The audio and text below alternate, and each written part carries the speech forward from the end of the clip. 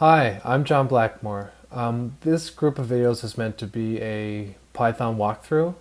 Going to show you some basics and see what it looks like when you tie a few things together. Keep in mind, when you're learning Python, it could definitely get frustrating when things don't work out. So I just want to emphasize there's going to be a lot of trial and error, a lot of debugging, which basically means looking for commas and colons that will, stop the whole thing from working if they're not in there or in there in the wrong place.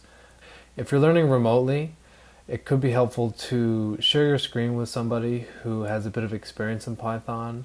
That way, when you come into errors and they quickly point it out, you can kind of see what they look for and what strategies they use to debug. Watching someone who knows what they're doing, even if it's an online video on YouTube or something, definitely kind of helps accelerate the learning process. Keep in mind there's going to be some struggle. It's going to definitely be some struggle. But the resources are out there, and hopefully this video will get your head wrapped around some preliminary concepts. To run some Python, good website to start at is Replit. So here's the login page. I signed in through my Google account and I already have a profile made. New users can find in the top right hand corner a login/sign up, and the instructions are pretty straightforward. So when we want to start, we're going to go here, Python, call this vid tutorial.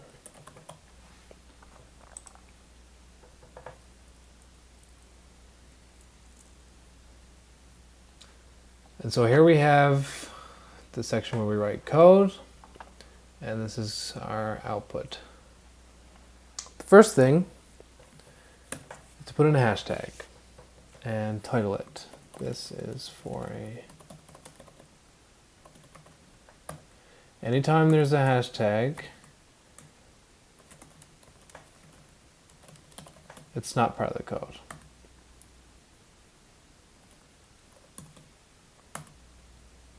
So let's start with printing.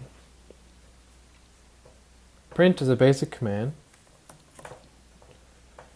and you begin it with a bracket.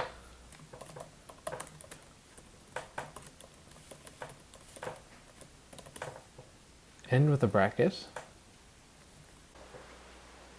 Now, as I add a quotation mark, it automatically adds two because every bit of printed text needs to appear between quotation marks.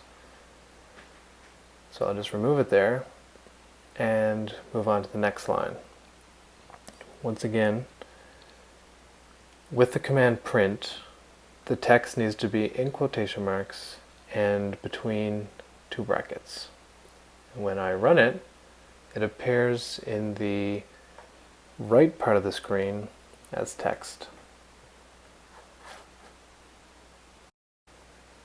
To explain code, you add a hashtag or number sign, and then you can annotate it appropriately. That becomes more relevant as the code gets more complex. And so once again, here is a final message in quotes. Hitting run, et voila! Lesson 1 complete.